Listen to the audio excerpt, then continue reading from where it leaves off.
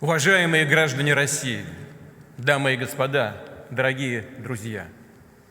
В эти торжественные и ответственные минуты вступления в должность президента хочу сердечно поблагодарить граждан России во всех регионах нашей страны, жителей наших исторических земель, отстоявших право быть вместе с Родиной. Хочу поклониться нашим героям, участникам специальной военной операции, всем, кто сражается за Отечество. Еще раз благодарю вас за оказанное мне доверие и поддержку. И сейчас обращаюсь к каждому гражданину России. Только что произнес слова президентской присяги. В ее тексте сконцентрирована суть высочайшего предназначения главы государства – беречь Россию и служить нашему народу. Понимаю, что это огромная честь, обязанность и священный долг. Именно это определяло смысл и содержание моей работы в предыдущие годы. Заверяю вас, что и впредь интересы, безопасность народа России будут для меня превыше всего. Консолидированная воля миллионов людей – это колоссальная сила, свидетельство нашей общей твердой уверенности, что судьбу России мы будем определять сами и только сами ради сегодняшних и будущих поколений. Вы, граждане России, подтвердили правильность курса страны. Это имеет огромное значение именно сейчас, когда мы столкнулись с серьезными испытаниями. И вижу в этом глубокое понимание наших общих исторических целей, решимость непреклонно отстаивать свой выбор, свои ценности, свободу и национальные интересы России. Уверен, мы достойно пройдем через этот трудный, рубежный период, станем еще сильнее и обязательно реализуем долгосрочные планы и масштабные проекты, направленные на достижение цели развития.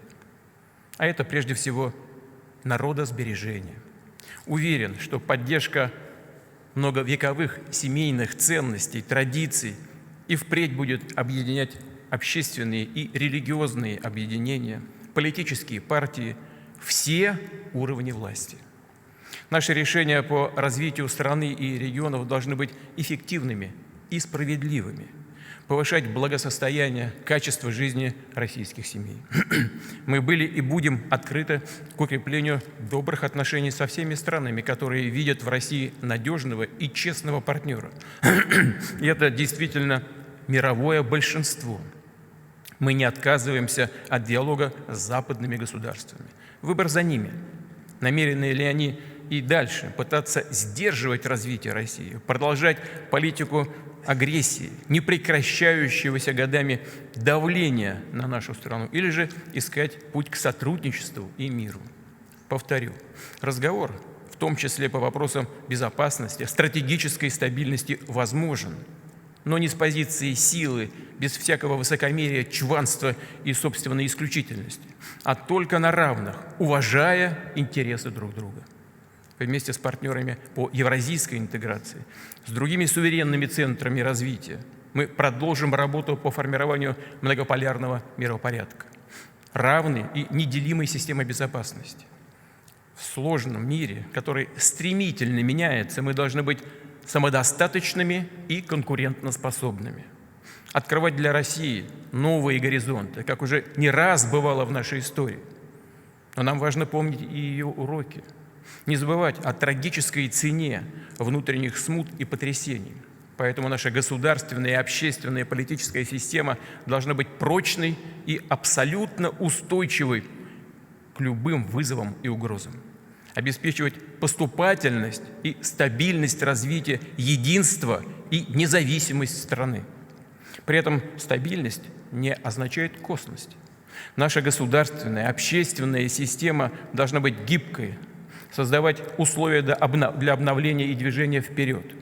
Мы видим, как изменилась атмосфера в обществе, как высоко ценятся сегодня надежность, взаимная ответственность, искренность, порядочность, благородство и мужество.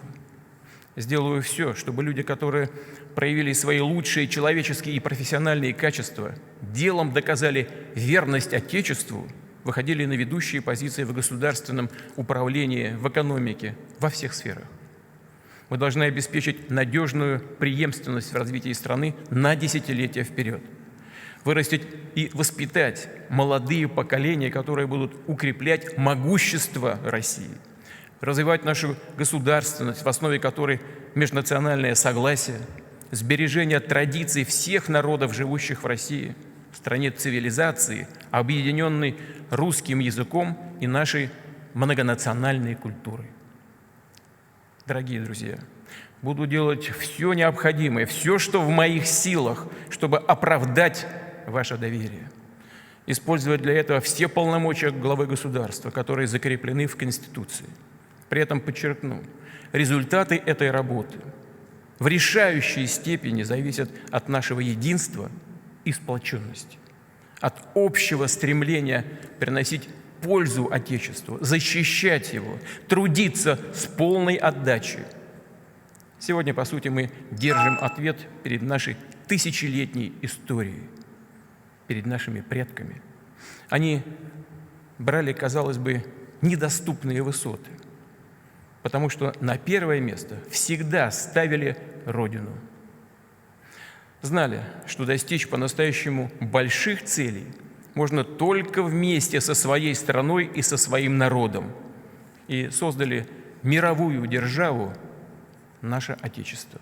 Добились таких триумфов, которые вдохновляют нас и сегодня. Мы уверенно смотрим вперед, планируем свое будущее, намечаем и уже реализуем новые проекты и программы, которые призваны сделать наше развитие еще более динамичным, еще более мощным. Мы единый и великий народ, и вместе преодолеем все преграды, воплотим в жизнь все задуманное. Вместе победим!